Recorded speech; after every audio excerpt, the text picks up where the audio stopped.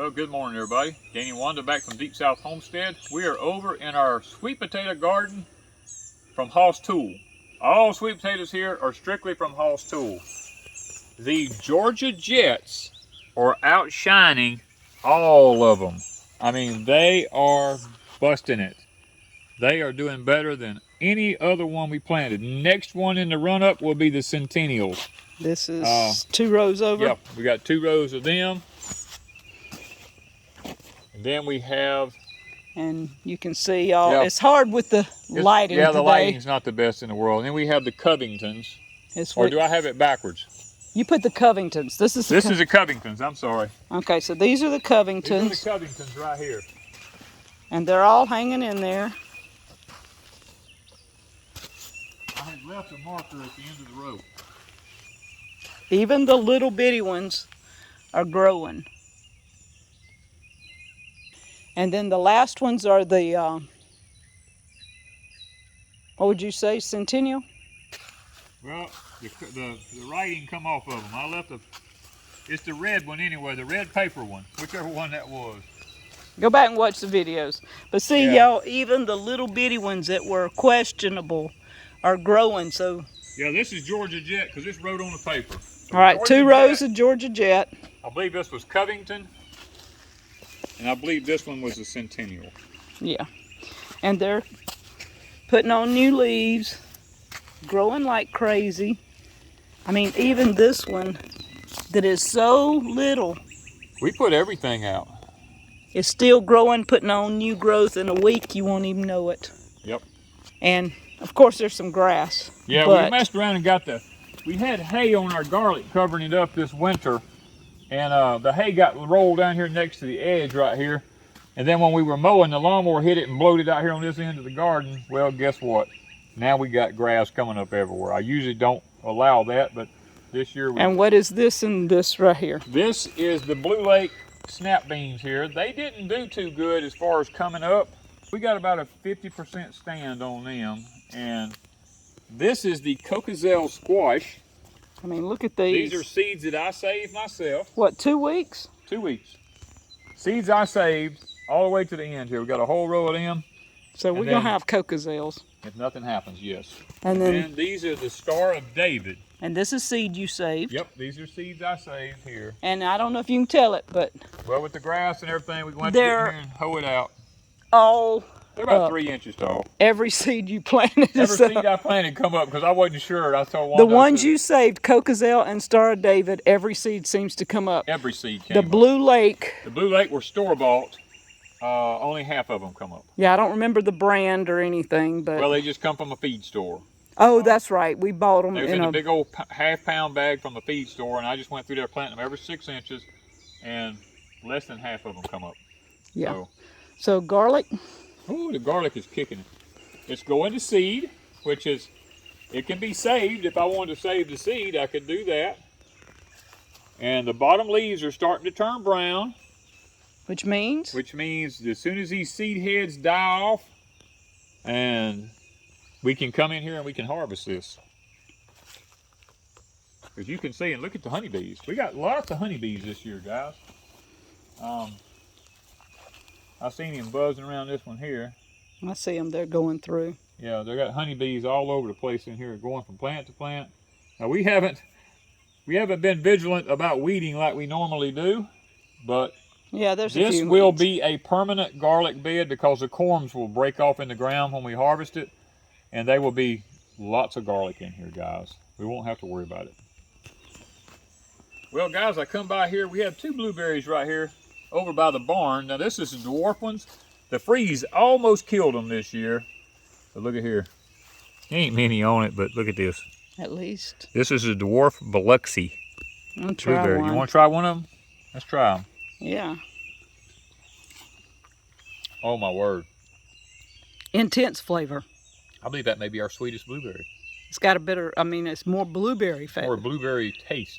So the dwarfs will work, guys. The dwarfs will dwarf. Now this is what happened to our, was this our orange? What was that? Kumquat. Kumquat, our tart kumquat. The freeze killed it. It's coming back out from the root down here, which probably means it has to be grafted. But we'll see. We'll see. And then this was a Satsuma. Well, it just broke off. It's coming back too. It's come back out. Now what I'm looking at right here, you can see the difference here. Let's look at this. This is a brown select Satsuma on this side over here, baby. Here's where the graft union was, right here. Now we have two different leaves. These leaves, look at the difference in the size. This is the grafted stock. This is coming out right at the same point. I'm guessing, looking at the size of the leaf differences between these two, this looks like the original Satsuma leaf here. This is the thorny grafted stalk right here. So what I'm going to do, in order to make sure that this other piece coming up here gets all the nutrition, I'm going to actually cut off this part with the thorns all over it. And we're going to leave the one with the large leaves because I really believe that is the Satsuma. That is the Satsuma. I think it does have large leaves. Yeah, I think it's coming out above the graft. Part of the graft right there. I think this is actually from the actual bud from the Satsuma part of it. So we might not have lost this tree. We shall see. We will see whether we have or not. And you're going to put your tag on it? If I can get it to come undone. It's been twisted up by the wind. In my pot here, I have a little sticker that says that this is a citrus Meyer lemon. This was a dwarf one, I remember, if I remember correctly. We wanted a dwarf one to just see how it would do. And it's starting to put on, just now starting to put on some new growth. It's just getting warm enough that it does that, which means probably in a couple of weeks, if everything goes well and it stays rainy and moisture stays to it, this one will probably start blooming in a couple of weeks. So we're going to hope for that to happen. It's just at a pot over here by the cabin. Y'all look. I thought the huckleberries were over, but look at this. This plant is later than some of the others. So not only are we getting blueberries, we're still getting huckleberries. Isn't this wonderful? Blueberries, huckleberries. This is the beauty of permaculture and foraging around on your property. Once you get it all laid out properly, you just, everywhere you go, there's snacks in the woods. You got to know the berries, though. Yeah, you got to know the berries. All right, pear trees. This is a moon, excuse me, whew, that's tart. This is a moon glow here. It's taking off. It's doing pretty good. I think this year we'll probably see some good growth from it because it's like its second or third year being here. So we should see some rapid growth on it this year. And then we have a keeper. Which is really taking off. The keeper has really taken off. Do you need to take that off of that? Probably. Yeah, they're big enough now. I think that we're not going to have to see any damage to them or anything like that.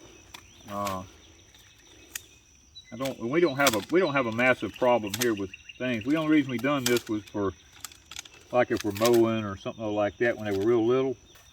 I don't see any pears on it, do you? No, it had one last year. Yeah, just one. But the freeze this year, it bloomed out, and the freeze it had a lot of blooms on it. Both the pears had lots and lots of blooms. Lots of blooms on both of these trees, and it knocked them all off and got them. So, you know, we ain't gonna have no pears on these because it's done reaching up to the oak tree limb up there now. I think this was the LSU fig. I think so. I believe this was it. But now, I don't see any figs on it yet. No, it's a little early for it to have figs on it. Now, our brown turkey has figs. Yeah, the brown turkey's already starting to load up, but this is the Spanish oak or live oak or whatever you want to call it that we gifted ourselves for the cabin over here. Was it a couple of years now? Probably a couple of years ago. A couple of years ago. It was in a 60-gallon pot. We had to dig a huge hole. We had to take a tractor and dig a hole. It was so big. And we've got the netting stuff around it here, the bird netting, because the woodpeckers are so bad about destroying the trunks of the trees that, but anyway, this is it growing in here, guys. We wanted to have a beautiful Spanish oak growing out here in the woods. and it seems like it's going to take off. I see the new growth coming out on it here. Looks good. Here we have our ginkgo biloba tree that we planted off down in the woods down here. Now it's going to be a little bit crooked looking because it's stretching for sunlight wherever it can find it, because it's up under all these trees in here. But we had kind of anticipated, we have this here, we have a maple tree right here, and my thoughts on it was, as time goes on, I will take out some of these oaks in here once this gets big and has a pretty leaf color on it. We'll gradually take the oaks out for firewood, stuff like that. Because the ginkgo puts on yellow leaves in the fall. The maple turns red yellow. Maple turns bright red, this turns bright yellow, and the oaks in the south turn brown. So we don't like the color of the oak leaves. So that's kind of why we plant this kind of stuff. We kind of intermingle it in between everything. And as we get ready, we'll take a tree out when we need firewood or something like that. And then it gives these trees, by then they have a good root system established and they can take off. Well guys, we're in our little Remington solar greenhouse here, and guys, I have dug up so many white sweet potato slips out of this and replanted them. I've still got some to go here. They just keep producing and keep producing. I've almost run out of space to plant them. I've got a piece of a row left out here in the Hall's Tool garden, and I've got a piece of a row left in the front. And when I do that, we will have out around 700 sweet potato slips this year. So I'm gonna have to get some of these out, get them planted, and that'll be it for today, guys. So continue to watch us. Be sure to share our videos, subscribe, hit that like button, because that puts us in the algorithm where more people can see to know what it is to actually grow your own food. And that is our desire, is to see more people growing their own food. Thank you guys from Deep South Homestead.